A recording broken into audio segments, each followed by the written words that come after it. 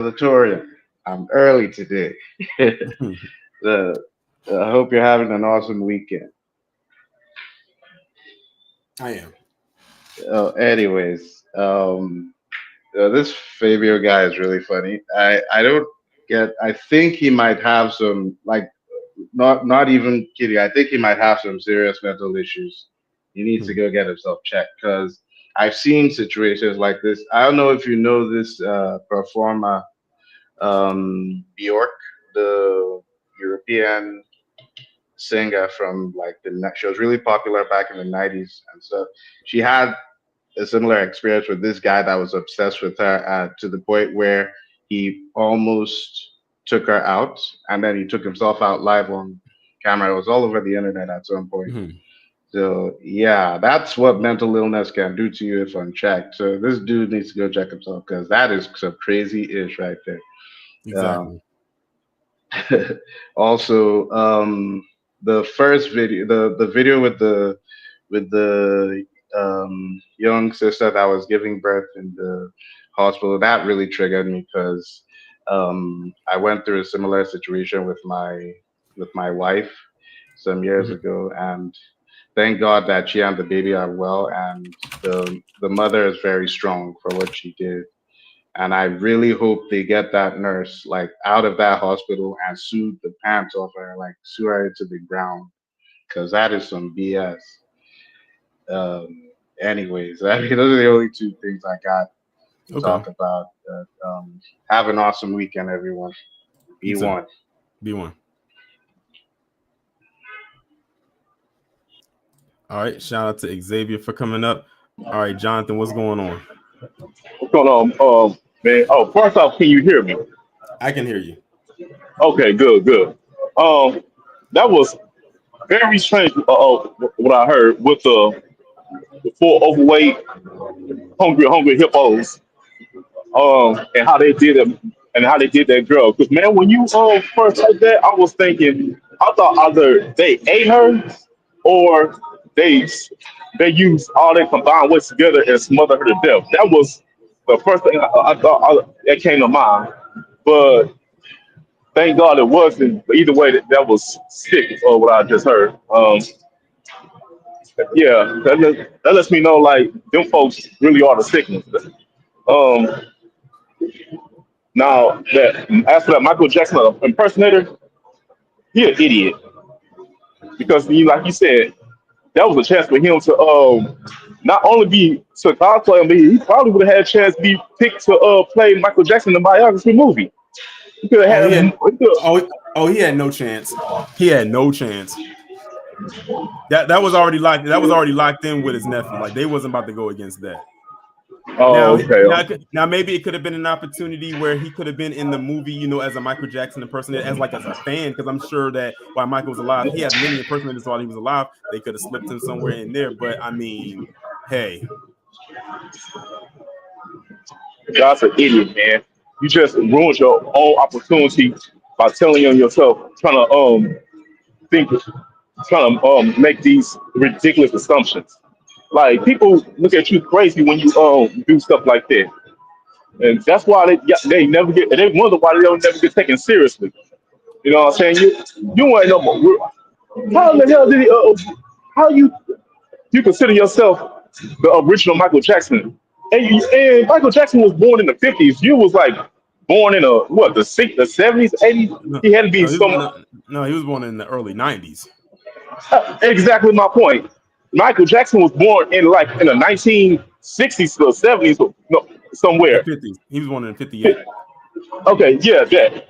But you tell yourself the original Michael Jackson. No wonder he ain't gonna never get an opportunity, bro. I thought these people was crazy, but dang, bro, like where did they get these assumptions from? Like, where the hell did you think you was the original Michael Jackson? How you the original someone when when the dude was literally born before you came to Earth? Like, what the heck? Tony, these people got me. Sorry, I'll be shocked if I even have the mentality to finish the rest of my work after hearing that dumb stuff. Yeah, you come up with some good stories and everything. And now I see why. Oh shit. Thanks for coming up. Wallow got his wish. He's somewhere praise dancing on the other side of the screen. whenever I see that Jonathan in particular is about to get the buzzer, I look over to the chat because I know that Wallow is somewhere in there trolling because he only does it with him. All right, next up we got Jesse. What's going on? It's the mayor. B1 salute. Hey, so much to cover. I'm gonna try to keep it short. All right, so the Michael Jackson impersonator. To hell with you, Fabio James. That's your real name. Why these impersonators like Black Alpha Network said always impersonate the white looking MJ? Mm-hmm. Goddamn know that Michael Jackson is black, his family is black, and more specifically, they're FBA. They're FBA royalty. So what the hell this fool think he doing talking about Kathleen was half Japanese and half Latino? These mothers is a trip. They gotta get it together. Since we delineating, they losing their minds. Now they want to try to take over our icons and try to say that they something they not. They just need to stop. As far as Elon Musk's dad, to hell with him. He's a damn bore, just like Elon Musk. And Elon Musk is the reason why one of the reasons why we're not identifying as African American no more. Them days are over. Him and Mandani and Kamala Harris. The people under the stairs situation, that's just what them crackers do. I mean, what them caucasoids do, what them Nabiscos do. And for the the black mothers, this is why we need an anti-black hate crime bill. Period, point blank, simplest point put. It's horrendous how our sisters are treated in these hospitals. If I ever become a father, which I plan on becoming a father soon, I'm gonna make sure my wife has her child at home because this is ridiculous. These hospitals need to be sued. They need to lose all their funding. They need to be dealt with accordingly. Enough is enough of this. 2 of these incidents back to back, that should be more than enough to force the CBC, Congressional Black Caucus, to actually do something about infant mortality, black infant mortality in this country. So that's all I had. Make sure y'all check out the Frontline Black News. I'm gonna beat the buzzer, Wallow J. I appreciate you coming up. And he did beat the buzzer. He had 39 seconds left. Remember, Wallow, I told y'all 3 minutes today. Like I said, it's Saturday, so I'm giving y'all an extra minute. Joseph, what's going on? Salute, Taurean. Salute to the chat room. I'm going to just be 30 seconds. Professor Black Truth covered the stories of those black mothers in his morning briefing throughout the week. And I'm glad you're keeping the story alive and well. Oh, yeah, This definitely. is what, definitely. I said I was definitely going to incorporate those 2 into the live today. all I'm going to say is this is why an anti-black hate crime bill is so important for foundational black Americans. And I hope that the silence that the sidetrackers are keeping when these stories happen remain the same when we present our demands to, those folks. And I'll land there. Appreciate you coming up. All right, shout out to Joseph for coming up. Let's see, who do we got next? Don P, what's going on? Hey, what's going on, Neff? What's going on? Man, in terms of the whole Jackson thing, we can never have anything exclusively to ourselves. We always have to share, always trying to be forced to share. I'm not even sure about that. What I want to say, I didn't even hear about that first story. The second story got all the publicity, but I didn't even hear about the first story. Matter of fact, when you played it, I'm like, oh, okay, well, I don't remember her mother being there, but fair enough. Go ahead. Yeah. Listen. Them death pittles. The reason why we see the infant mortality and so forth and so on in our community and it because it happens so frequently. that water does go over the dam. But I want to say this to the family as a whole. When you go into them death piddles, like I said in the chat, it's only by the grace of the Most High that I'm here. These folks sent me home to die with an onset of epiglottitis in 2008. They sent me home, another location, sent me home with active pneumonia. I'm coughing up blood. And then my doctor, one of my other doctors I was telling him about, he said, man, they gave me the little test. They saw that I had pneumonia and they admitted me in the hospital. I wasn't coughing or anything. White man. So we have to, and then here recently, because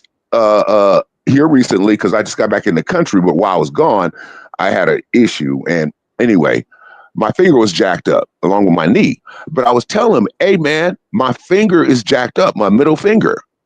I think it's broke. I went for 3 fucking weeks with a broken finger and no attention to it. You got to be your own advocate in this death system that they want you to pay for.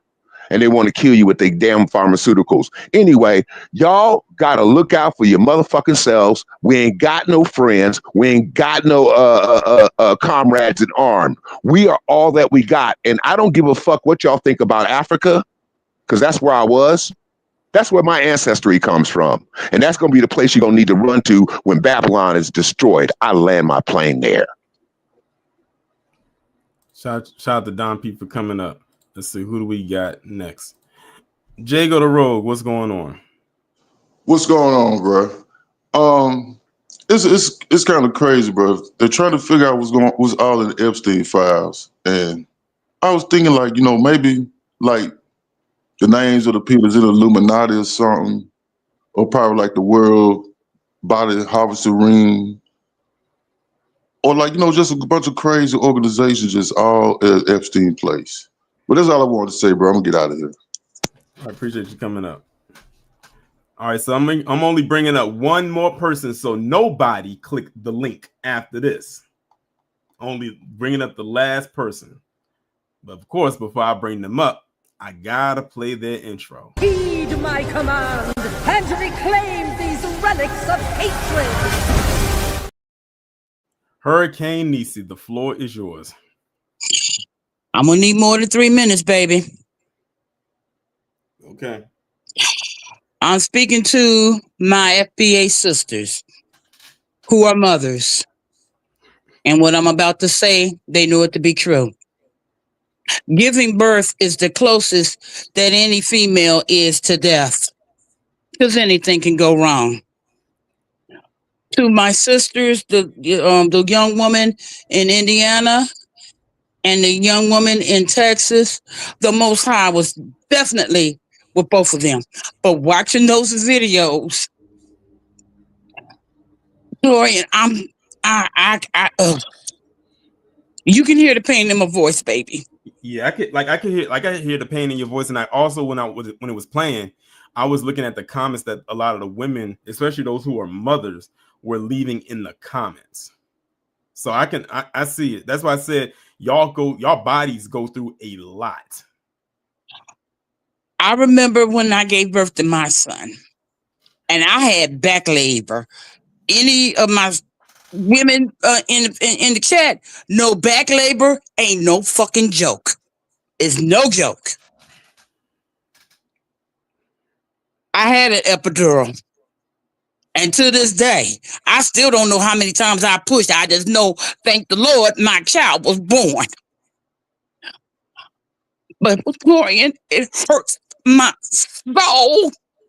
It hurts my soul to see our people treated like garbage. And it's days like this, I pray, I say, Lord, come for your people now. How much longer? I land there. I don't really have much else to say after that. Like there's nothing I can really say after that. Like I knew when I put these two stories into this live, I knew that those were the two right there that was going to trigger a lot of people, especially a lot of the women who are even if the women in the chat aren't mothers, that was still going to make them feel some type of way because they may have come across a story or know someone personally that may have gone through that. And that was hard to watch. Like I said, I only saw in the first video, only saw the recorded video that lasted less than a minute. I didn't see the whole 9-minute news coverage that they did on it. And the same thing with the next one. I only knew about what happened after she gave birth in the truck thanks to her husband. And I didn't see the whole news story behind that. And that triggered me as a person who will never, ever go through the experience of having or giving birth. So to all the women in the chat, whether you are a mother or not, but especially if you are a mother, I give kudos to you. Because I could never, as a man, I could never imagine what that's like. And then furthermore, having to see what these two women experience and then so close together. And now it's like, okay, you're waiting for the other shoe to drop.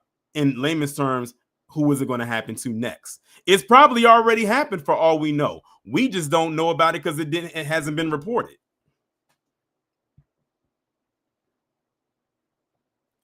But either way, y'all, that's going to bring this live to a close.